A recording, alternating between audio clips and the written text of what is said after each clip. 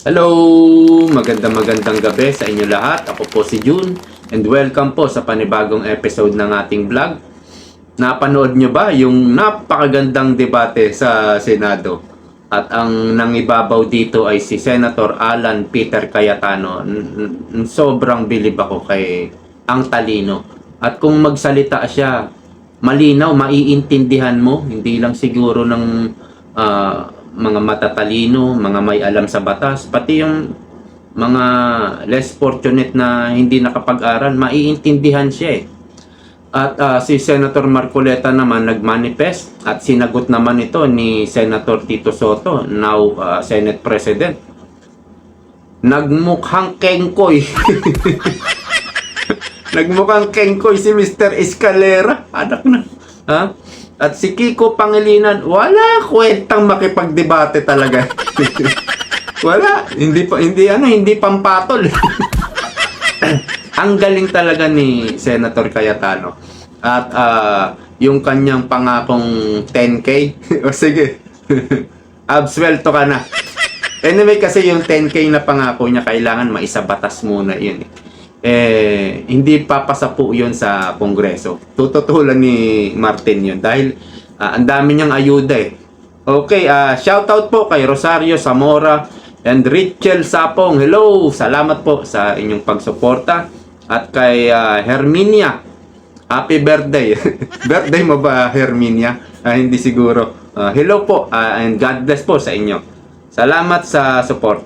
Okay, unahin po natin itong opinion daw ni Senator Tito Soto.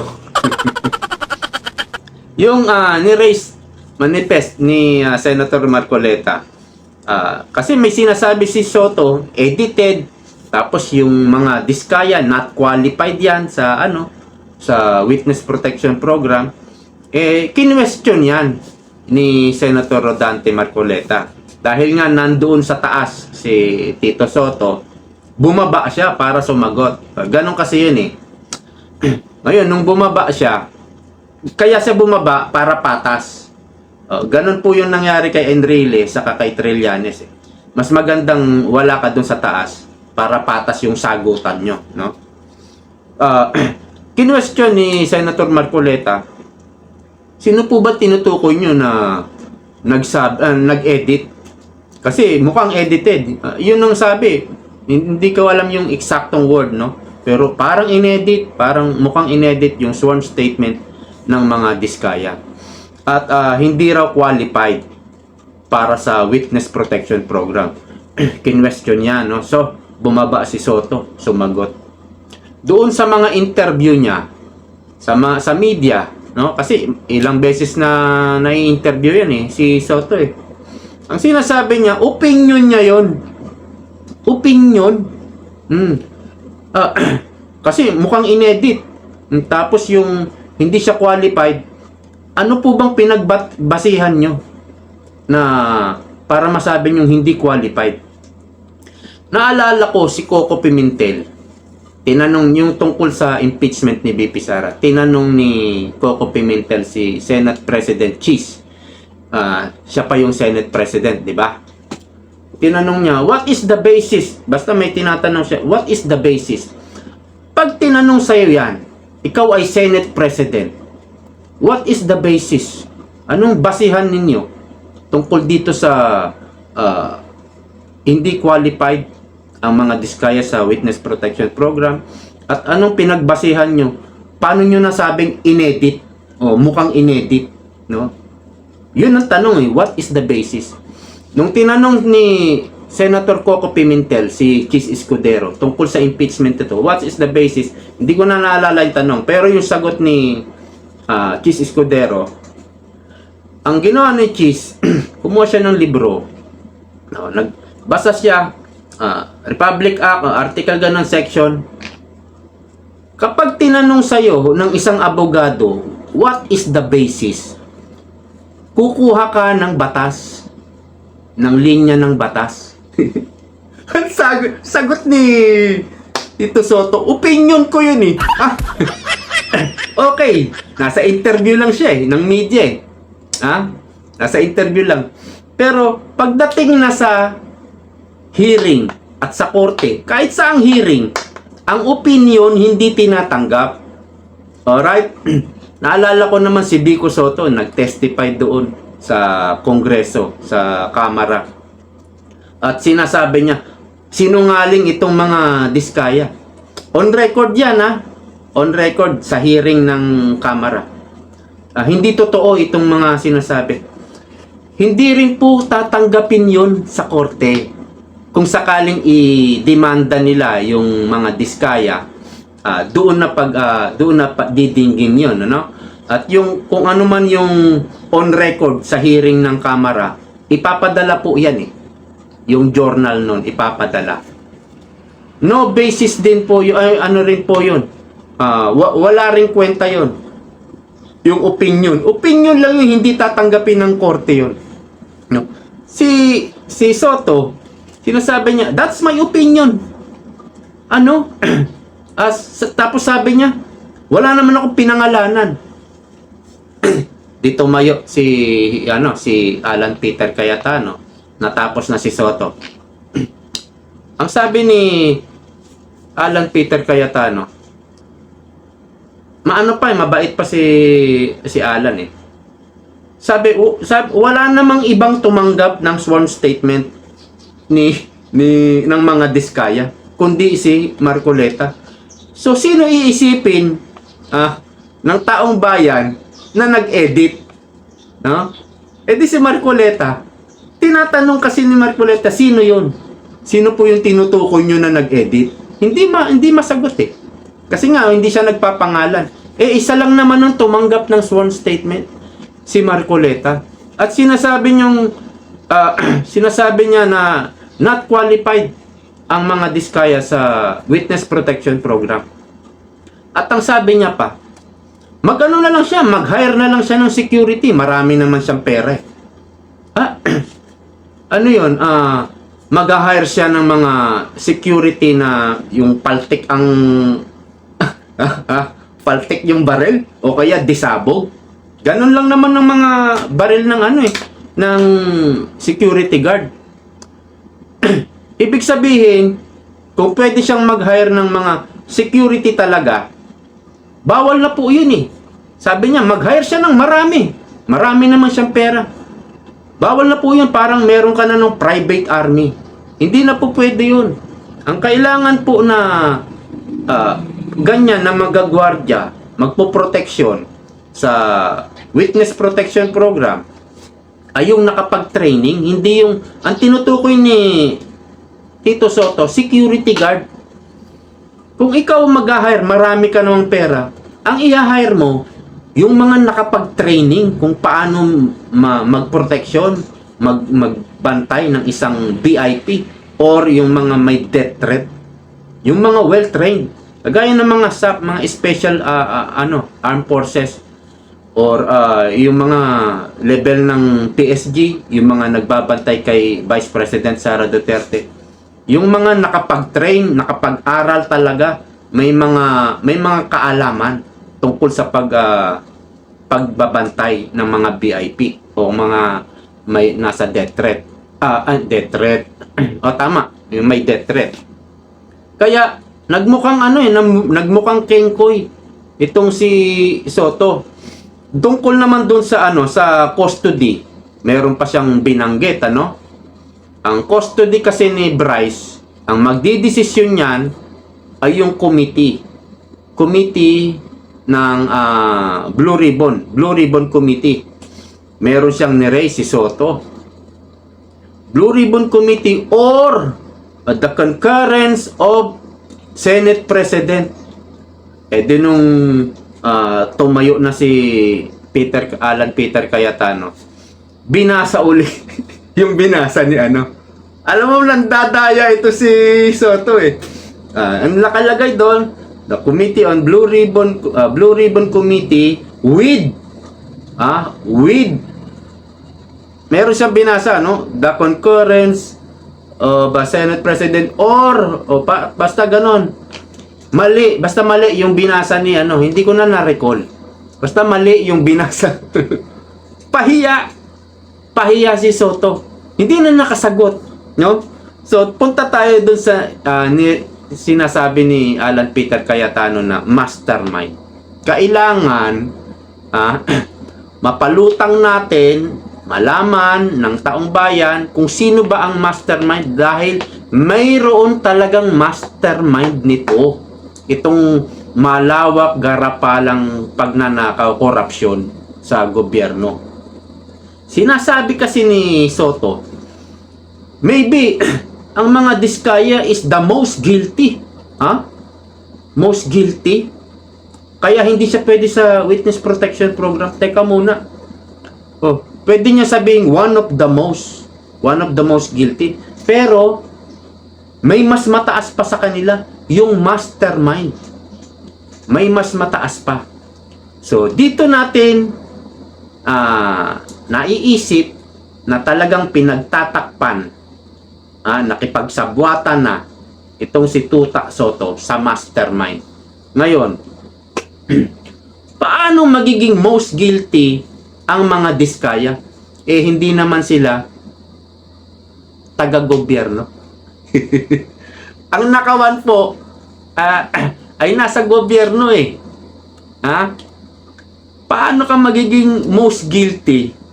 Wala ka sa gobyerno. Ibig mo sabihin yung mga tao sa gobyerno kaya mong pasunurin?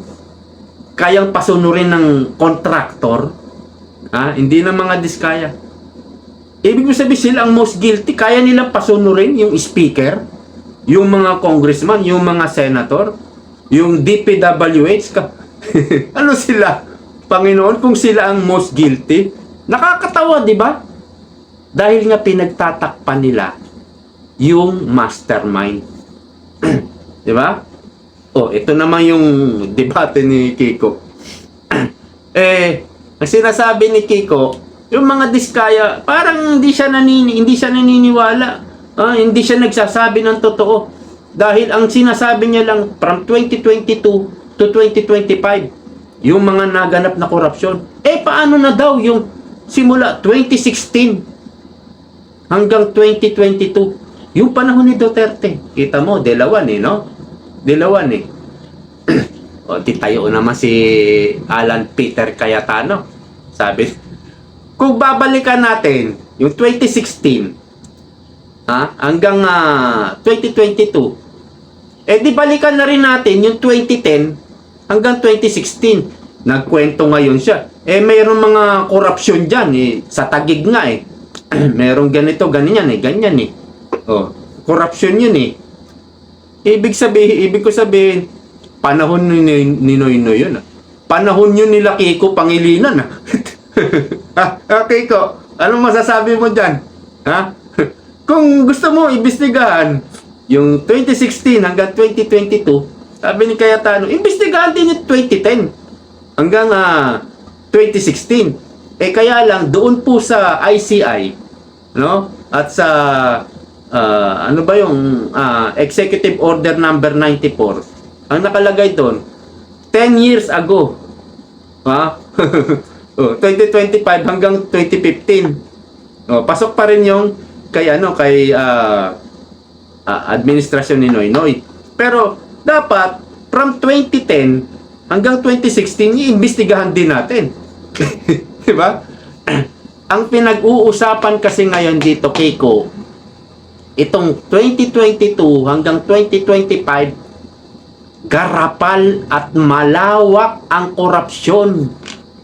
Yun ang dapat, at doon nagalit ang taong bayan. At doon tayo nakakita ng wala namang super typhoon, pero ang baha, napakalala. At dumadami. Dumadami yung baha. So, pahiya din.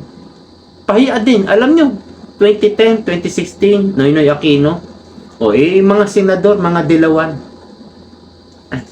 Ang Senate President noon, hindi ako nagkakamali, Drilon. Si Drilon, marami ring insertion, alam nyo ba yan? Parang si Tamba din yan, pero mas malala si Tamba. Pero may mga insertion din yan. At nung umabot siya ng panahon ni ewan ko kung Senate President pa si nun, Si Drilon. O hindi siguro. Ano na lang, senador na lang siguro siya. Ay tama, Senate President pa. Nung umupo si Duterte. Senate President pa. May mga binibito si Pangulong Duterte, mga insertion ni Drilon. Oo. I-ano nyo na lang, i-research nyo. Pero alam ko, may mga insertion. So, dapat, imbestigahan din niya. Tama din si Cayetano, di ba? Oh, ito si Kiko, kala niya eh. Ang galing talaga ni ang galing makipagdebate ni Senator Alan Peter Cayetano. So, merong isang matalinong sinabi si Cayetano dito, no? Etong si Bryce Hernandez nagbanggit, no? Nagbanggit ng dalawang senador, no? Sabi ni Alan Peter Cayetano, alam nyo ba ang ang Diskaya may proyekto rin sa Taguig, no? Paano kung magbanggit ang mga Diskaya, yung congressman doon sa Taguig, sangkot din. Naging congressman daw yung kapatid ni Alan Peter Cayetano. Paano kung magbanggit din yung mga Diskaya? At alam nyo ba, meron ding proyekto ang mga Diskaya sa Pasig, no? Paano kung magbanggit din ang mga Diskaya sa mga proyekto nila sa Pasig? Pero sabi niya, wala naman daw ghost doon. Pero hindi ba natin alam? Sigurado ba tayo walang korupsyon? Paano kung magbanggit din? Di ba? At ganun din si Bryce Hernandez. Paano kung magbanggit din hindi pala, ano pala siya, Bulacan. Tama, si Diskaya lang. Tapos ni-raise din ni Joel Villanueva. Sana hindi matulad sa inyo yung ginawa sa akin. Sana wala kayo sa sapatos ko. At sana wala nang ibang banggitin na mga senador. Paano kung mayroon pang banggitin? Itong si Bryce Hernandez. Si Bryce naman ang sinasabi. Galit na galit si Joel Villanueva. Paano kung mayroon pang banggitin? Ang sinasabi ko po, kung paano ko nasabing matalino si Cayetano. Pinag-iisip niya yung ibang senador. No? Paano kung mayroon pang banggitin ito si Bryce Hernandez? Na hindi naman talaga totoo. Maninira lang. Para lang protektahan yung mga congressman. Pag nagbanggit siya nagbanggit ng mga senador, yun na naman ang balita. Sabi ni Jinggoy, yung mga Diskaya nagbanggit ng 17 congressman, hindi na front page.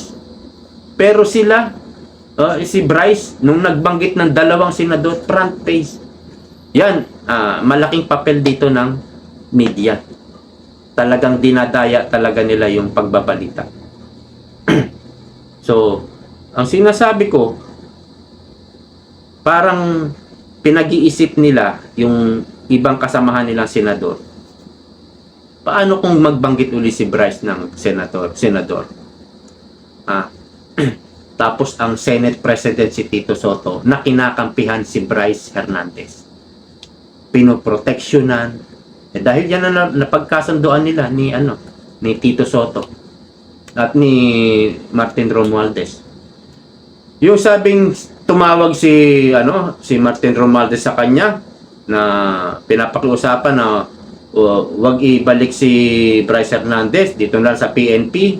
Sa PNP hawak ni ni Romualdez yan kaya nailipat sa Pasay City Jail. Doon kasi parang mayroon pang jurisdiction ang Senado. Kasi nasa Pasay yata yung Senado. Hindi ko alam kung nasaan yung. Pinag-iisip nila yung mga senador na, sige kayo, baka magbanggit pa yan, kahit wala naman talaga kayong kinalaman, pero sisiraan lang kayo. Kumbaga, mag-isip-isip kayo, mga kasamahan kong senador, kung mananatili itong Senate President o papalitan natin. Pwede pong gawin yun ni Bryce Hernandez. Kasi na siya kakasuhan kinasuhan na nga siya ng DPWH yata ni Vince Dizon.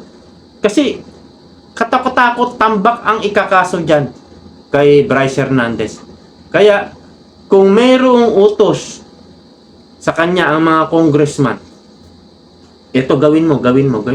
Sige, maglaglag ng senador para yung mga congressman matakpan, no? Ang maibalita, lalabas sa balita, magagalit ang mga tao sa mga senador, hindi sa amin. Gumagawa talaga sila, itong mga senador, ng paraan para malihis, no? Para hindi sila pag-usapan, para malihis sa mga senador nila, ipinopokus yung taong bayan. Hanggat ito si Senate President Soto, siya ang Senate President, hindi kayo nakakasiguro mga senador. Yun ang pinag-iisip, yun ang parang gustong sabihin ni Cayetano. Ang galing, di ba? So mag-iisip ngayon ang mga kasamahan nila senador. Putya, dito kay Soto, parang baka madamay pa ako. Palitan na natin tong si Soto. Di ba? Ang ganda. Yung sinabi ni Senator Joel Villanueva, sana hindi mangyari yung nangyari sa akin. Ha? Pinaglalaban niya yung sarili niya. Karapatan niya yun. Na sinasabi niya, itong taong to sinungaling to. Pwede niya sabihin yun na saka si Jinggoy, sinungaling yan. Pwede niya sabihin kasi sila yung pinagbintangan sila yung inakusahan. Kaya pwede niya sabihin sinungaling. yung ibang senador hindi to pwede. Parang nag-judge ka na. So, ganyan ang ginagawa ni Soto. Kaya si Soto, nako, napaka vulnerable. Ang laki ng tsansa talaga na posibilidad na matanggal ito agad sa kanyang pagiging Senate President. Alright, hanggang dito na lang at masakit sa ulo. Masakit po mahirap mag-isip. Kasi ang listahan natin ito lang. Ang hirap ang hirap mahirap po maging vlogger, kala nyo. Okay, hanggang dito na lang po. Maraming salamat sa panonood. At lagi sana po kayong sumuporta sa ating channel. Kung hindi ka pa nag-subscribe, i-subscribe mo na yan. At huwag kalilimutang mag-like. Importante po yan. Like nyo, libre naman yan At kung pwede nga, i-share nyo pa sa inyong mga social media account. Yun lang, hanggang dito na lang po. God bless po sa inyong lahat. See you next time. Bye-bye!